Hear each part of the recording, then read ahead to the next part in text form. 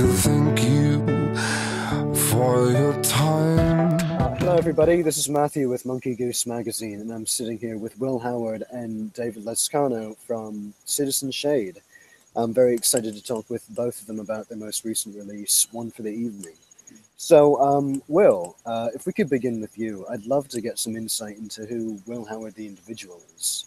You know, what was your musical or even non-musical upbringing? Yeah, absolutely. Well, I grew up listening to all kinds of music, but you know, when we would travel, I'd say my biggest influence was just listening to older soul music, like Sam Cooke, Otis Redding, David Ruffin. You know, listening to those artists is really what helped me form, you know, the tone of my voice.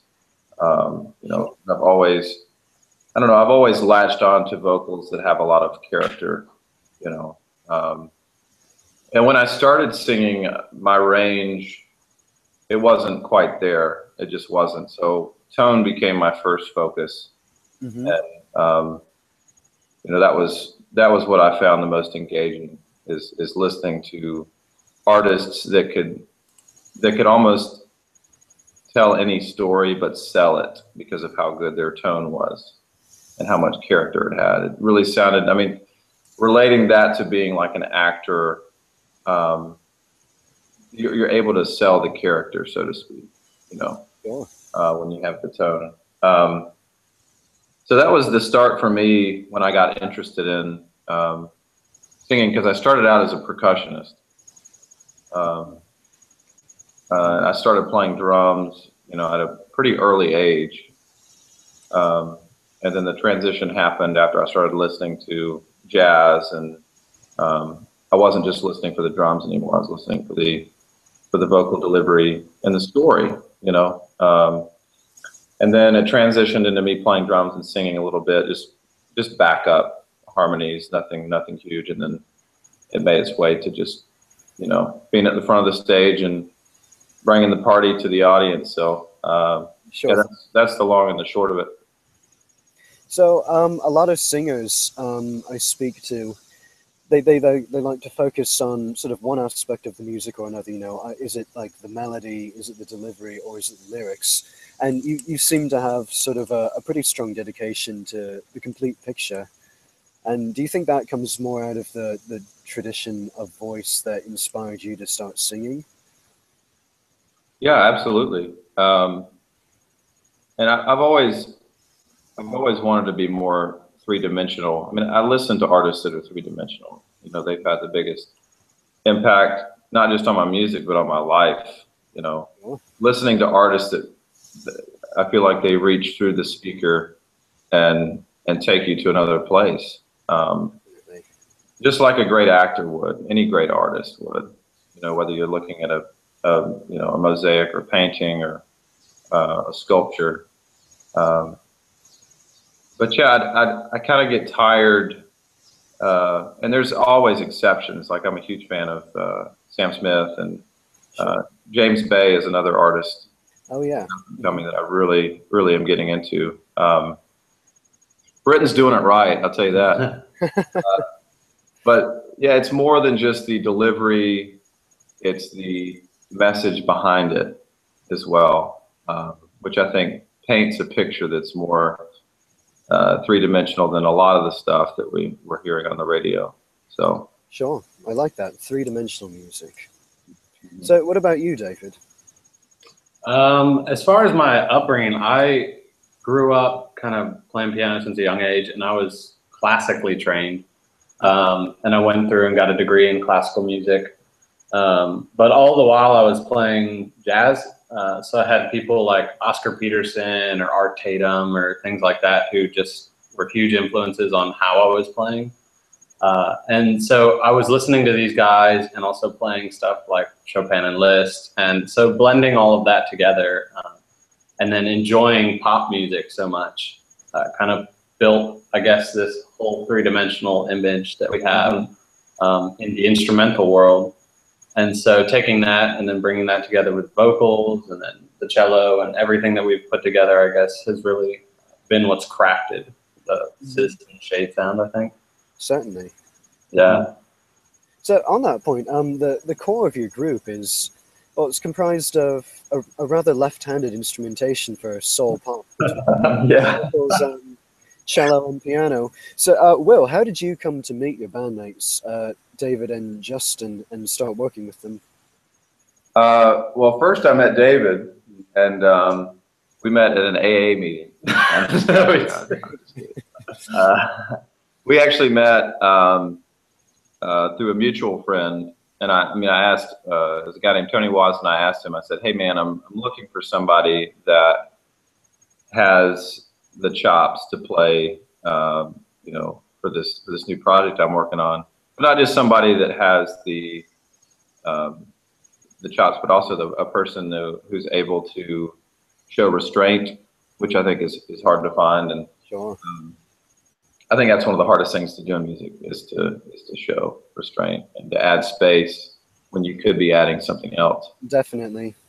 So he immediately recommended David, and I messaged David on Facebook, and we connected, and immediately saw the potential immediately as soon as he sat down on the piano. And for my past projects, I'd just been doing piano and vocals myself. And I do most of my writing on piano, but I definitely wanted somebody who was my superior on the piano for sure to write with, and that way I could focus on you know, entertaining the crowd and engaging you know, people at our live shows, which from behind a piano is still possible, but you are kind of limited. Sure. You just asked Elton John. Yeah, yeah.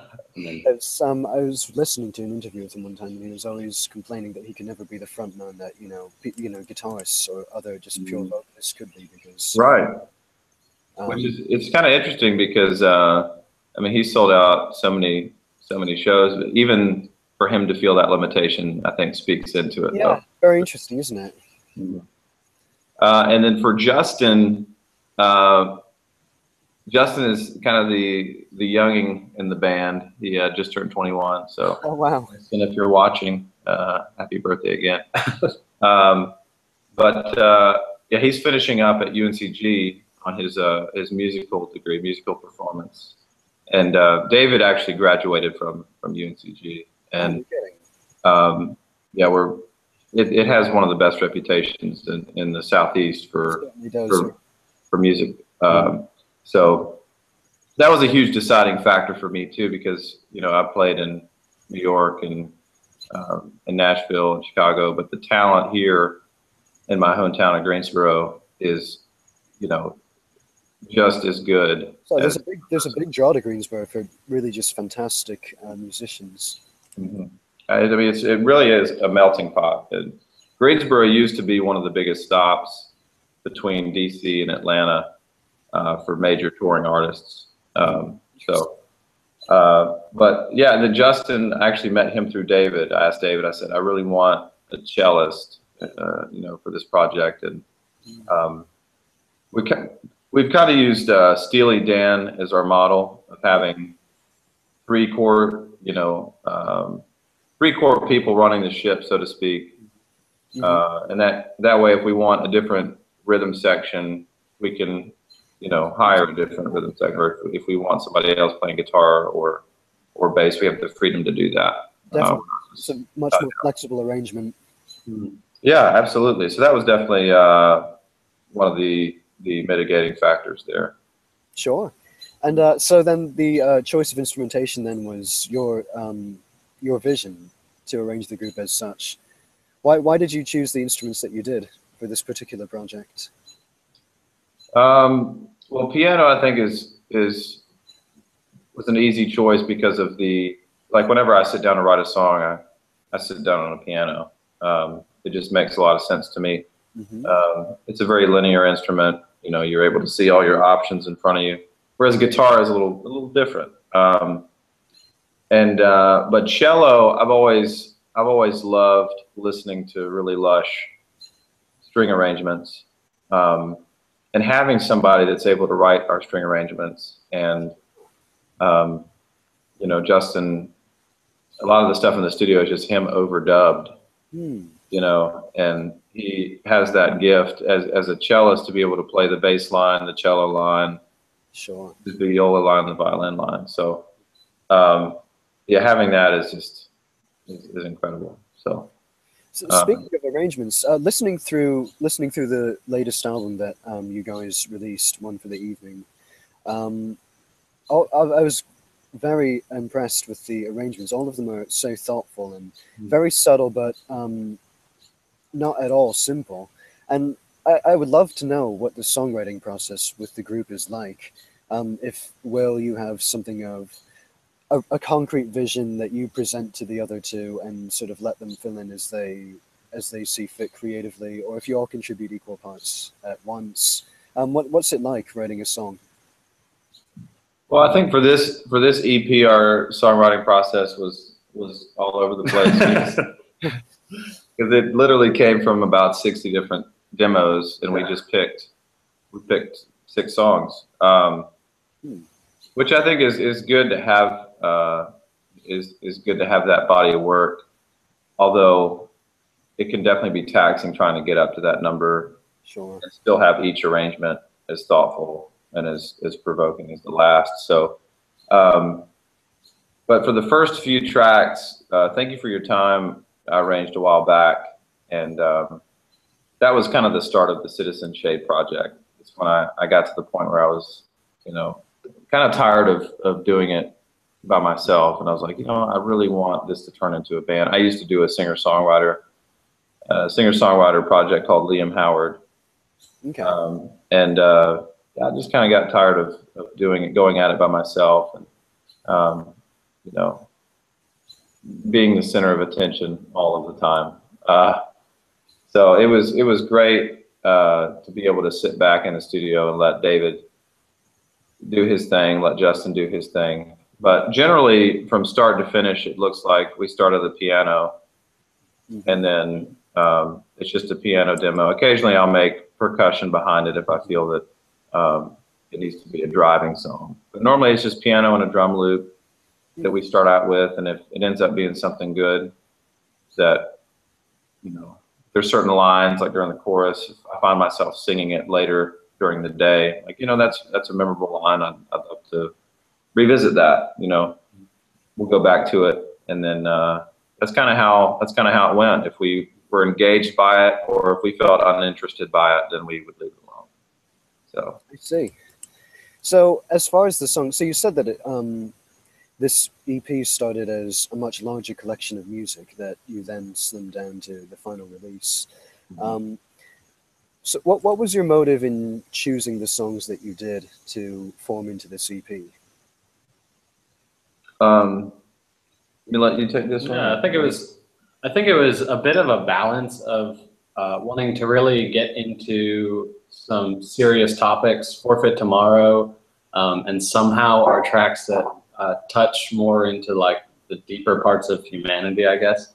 Whereas you have tracks like Funk War, which are a lot more upbeat and exciting and in general more poppy, I guess. And so we were trying to find a balance between not being so serious where everyone thought we were like a really somber group of people who couldn't have fun. A happy tune, right? Exactly. Or people who had too much fun and couldn't take themselves seriously. So we were finding a balance between all of these tracks. And at the end, I think we kind of found the perfect balance between it all. Yeah, sure. It's interesting you should mention that, because listening through, there's never really a dull moment on the EP. It keeps you very well engaged. And thank you. I appreciate that. Oh, absolutely. I thoroughly enjoyed listening through One for the Evening. And now, Will, I remember you saying earlier in the interview, for you, it's really about the message, explaining your message to the audience. And for David, too, who is it that you're hoping to reach with this latest release, and with what message? Well, I think we want our audience to be as big as it possibly can be. But the particular message is that, we believe that things get better, and that for a track like Forfeit Tomorrow, that talks about a topic that's not extremely popular to talk about, which is the topic of suicide. You know, dealing with people that are thinkers like we are, and like to analyze things to death. And I think even the process of this album really speaks into that, of how there were a lot of ups and downs, not relationally between us, but, you know, ups and downs as far as, you know, what are we trying to say with this album?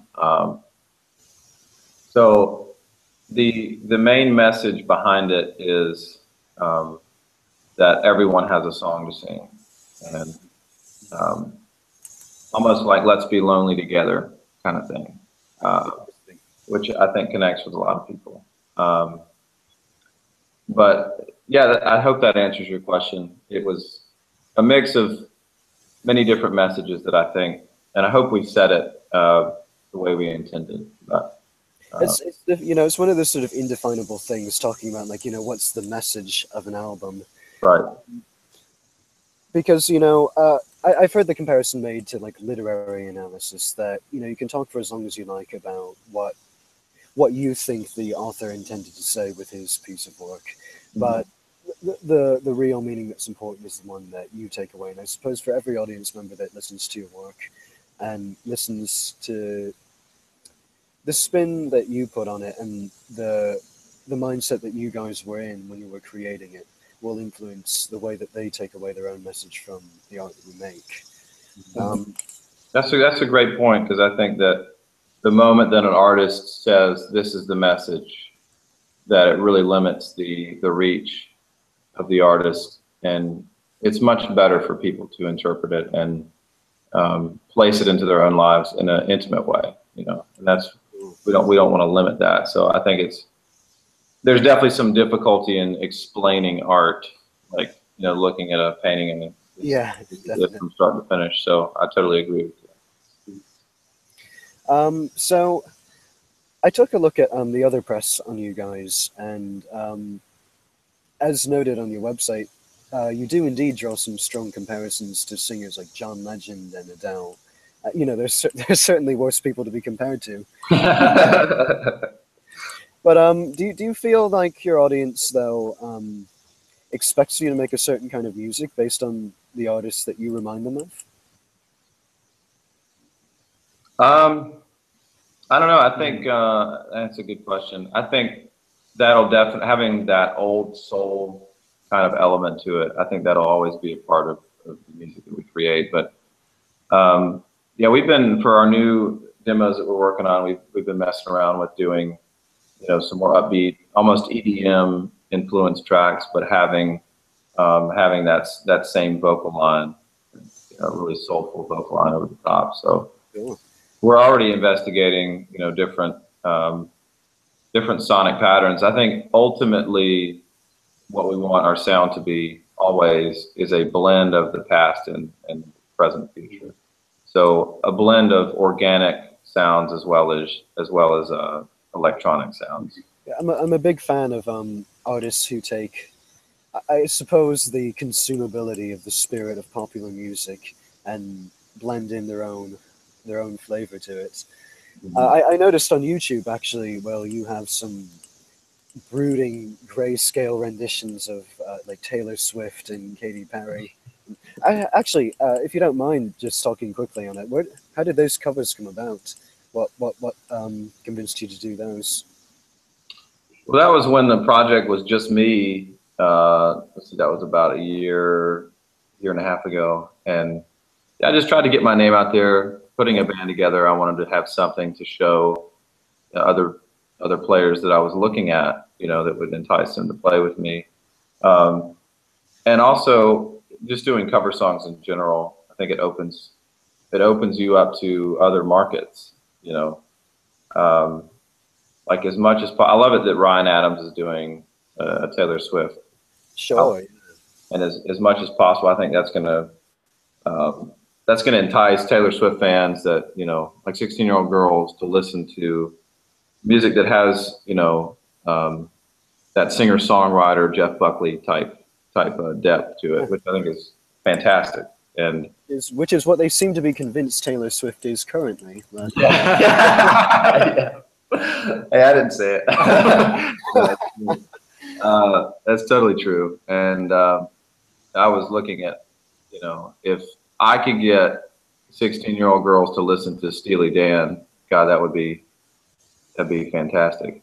So, some Donald Fagen. I mean, any record of the '80s that I listened to.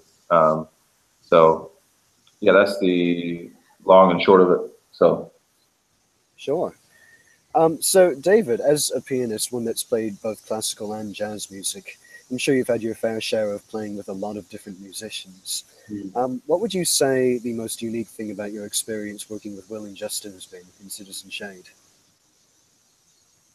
I think it's been interesting because in the past, whenever I work in certain groups, so if I'm playing in a jazz combo or something, there's a kind of, even in jazz, there's almost like a set boundary of where the music can go. And especially if I'm playing with, you know, whether it's a musical or some type of orchestra or something, that's very much more rigid. But then playing with Will and Justin, we get together and there's this organic sense about it where we can explore things like more classical passages or get into jazz chords and kind of feel the freedom of that, all while still being with very talented musicians. And having that come together, I think, is what really makes it different from the other musical projects or groups that I've worked with, is just like a real high level of talent, but still the ability to create at every moment. Interesting. Yeah. Now, when you guys perform live, just for the gearheads who may or may not be watching this, how do you guys set up on stage? How do you guys like to run a performance? Well, there's some songs that we have loops, especially adding more to Justin, who's on the show. I mean, he can't play, you know, he's like our one-man orchestra, but even with a loop pedal, he can't handle all that. So we run a few loops, percussion loops, for some of our cover songs. We do a couple Justin Timberlake songs, which is a lot of fun, and we add some loops to that. But the majority of what we do, we want to be able to recreate live. So we'll have a click in our ears, and then, you know, we'll be able to. We have pads that we use to go into the dance EDM sounds. So normally when we play full band, we have 6 people. And we're trying to add more to that as we continue playing and touring, because eventually we want to get it to, we want to have a full string section. That'd be nice. And but that's basically our setup. Is we have me, David, and Justin, and then we have guitar, bass, and drums. But as far as gear, David runs the Korg SV1. Yeah, it's the Korg SV1, so it's a digital board, but it has an analog, like, actual vacuum tube in it to try to, like, the valve force or whatever they call it, right? Yeah, and so it's a really neat thing. It works really well when we do in some of our music. We have Rhodes sounds, and it does Rhodes sounds really well. So that, and then the pianos, which is really well. And then Justin, he plays through both. He has a piezo pickup for his cello, and uses. He had like a wireless pack at a time where he could kind of move around the stage a bit. And I think that's it for our gear. And then you. Yeah, for Mike, I run a Sennheiser E935, which is a great. I've always been a Sennheiser fan for live sound, and so that's what I do. And then run my vocal through a plate reverb. A real plate reverb. Well, it's an emulator. I wish we had 2 giant plates back there. That on its own could be a good piece of, like, stagecraft. Yeah, good. Bring Yeah. a fake reverb on stage and tell people it, screws the fabric of time or something. That's a good idea. We might want to write that one down. Some sheet metal. Some sheet metal, and yeah, we'll put our logo on it. Make it look better. What else? Brandon's guitar rig. He has a Paul Reed Smith through. He uses an OCD full tone and then through an orange amp. But he's a great guitar player. Very crafted sound, which is good, and I like the simplicity of it. Like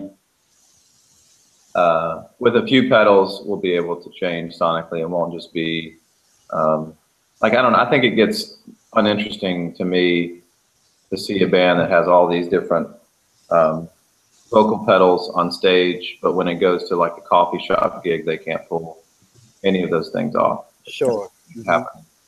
That's what I've always prided our band about, is that, excuse me, we have the ability to move from a coffee shop to a stage, to a sound stage. So now, it's good to be able to have that stuff. Go on. Oh, that's it. Yeah. So when you do things like that, like moving from a coffee shop to a stage, do you find that your performance changes? Do you prefer to perform differently, or are you about sort of reproducing the same performance for your audience every time, no matter where you are? It's a little bit different. I do think there's a huge importance of being consistent as a live band, of being consistently good, and that's what makes people come out consistent. But when we play at coffee shops, it becomes more of a storytelling environment. It's much more intimate. Much more intimate, yeah. And I'm not that big a talker when I perform. I like the art to speak for itself. And I have some really bad jokes that haven't gone over so well in the past. So Well, try to avoid those if possible. Yeah, I'll tell you. I'll text them to you. So that's great. Where do you see your music being played in the future? What does the future hold for the band? What does it hold musically for all of you? I know you mentioned you were working on integrating some more elements of EDM into your storytelling. Yeah, what does, I don't know, the next 9 months hold? We're headed out to Kentucky to go play at the Hard Rock Cafe in Louisville. We have a good friend who played with us at our last show. Her name's Kensington Moore, another singer, songwriter, really talented. And so we're kind of going to go mix markets and go perform over there and shoot some videos with her. And so we're really excited for that. And I know that, we're gonna keep performing live. There's a lot of music to be written. We're writing stuff now. I don't know, 9 months. 9 months. Yeah, we're also doing a label showcase here in a little bit, so that'll be in New York City, which we're real excited about. Yeah. And it'll be a great opportunity, regardless, just to meet some new folks up there. And our music has been shared a lot in such a short time, which is great. Because I don't think our dreams are very lofty. We just want to make this a full-time job for all of us, not just the core three. So going on the road and picking artists that we think our sound would mesh really well with, to try to open for, and sometimes vice versa, artists have contacted us to open for us. So yeah, just sharing, spreading the love, spreading our markets out, getting more on the Midwest line and the West Coast as well. I think would be a good thing. Yeah, sure. So, so what has been your favorite performance so far? Oh, that's a good question. Yeah, there's a venue called the Blind Tiger in my hometown of Greensboro, and David. I've heard of it, actually. Say it again. I've heard of that actually. Yeah, it's a great venue, and Doc, the owner, is a really cool guy. We really love the sound system there. A lot of times we'll either play at places that have a great sound system and the sound guy's just unable to make it work. Sure. Or vice versa. There's a kick-ass sound guy and the system is terrible. Terrible. It's strange how infrequently good equipment aligns with good management of that. Yeah, absolutely.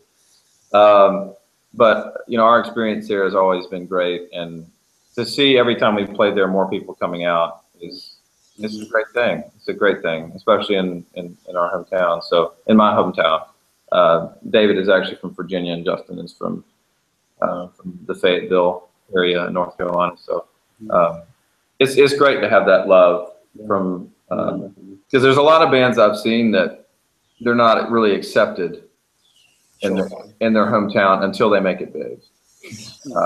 Like I even heard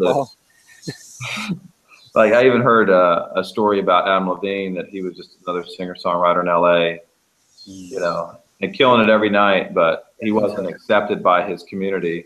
Trust me, been there, done that. Yeah, until New York made a big deal about him. So,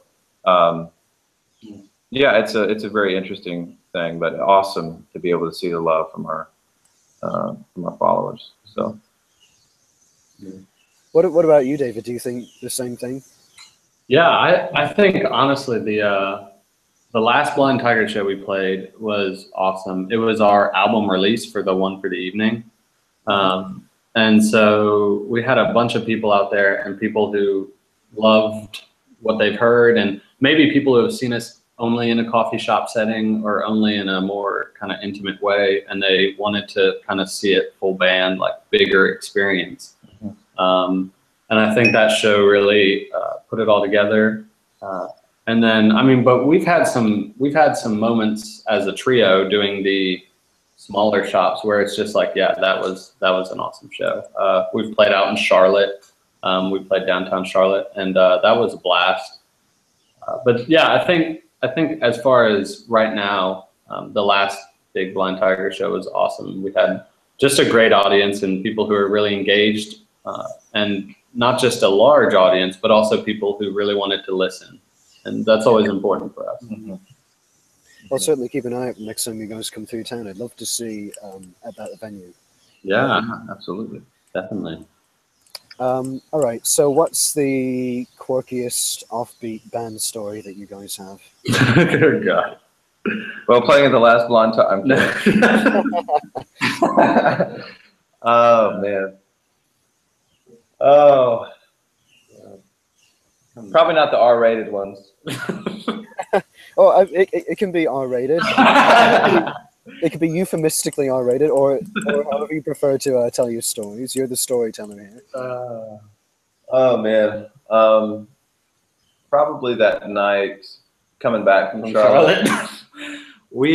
So we played a show in Charlotte, and we had a really good time. And I don't know, what about it? What about it did you want to share? Well, I had a really good time. Will had a really good time. And so I ended up being the chauffeur for the night. He was my babysitter. And we have what is it, like a 2.5 hour drive? Yeah, something like 2 or 2.5 hour drive ahead of us. And Will over here becomes quite the talker. And so he was just chatting it up, and then Justin was driving on his own with our financial manager during the time. And I swear we came to some traffic lights, and it was like 3 in the morning, 4 in the morning at this point. And there were, I think we stopped at a red light, and then Justin just started going through the red light because he was so tired. And we had just almost lost his life. Yeah, we had come to the end of that night after a long show, and we were just ready to be home. But there was a lot of fun that occurred, and a lot of middle fingers. Yeah, actually, there was a sunroof upon which Will decided to thrust himself out of multiple times. But got to do that. It was great. Yeah, it was a good learning experience for all of us. Yes. That's the PG version. Yeah, So. it was. So. I see. Well, that's fantastic, and it has been fantastic talking with both of you about your experience, about your music, and about your latest album. We're just about out of time, and I do apologize. It seems as though my son has disappeared. No, you're fine. Citizen Shade, it works. There you go. Citizen Shade, bringing the shade. But it has been an absolute pleasure speaking with both of you about your music. And I'm really looking forward to hopefully checking out you guys live. I'll certainly keep an eye and an ear out for when you come through 10 Next. Yeah, absolutely. Well, and David, thank you so much for taking the time to just sit down and talk about what you guys are up to. No, thank you for giving us the opportunity to. We appreciate it. Absolutely. Let's make it a regular thing. I'd love to. Thank you so much. I appreciate your time. Yeah, you take care. Thank you. You as well. Cheers.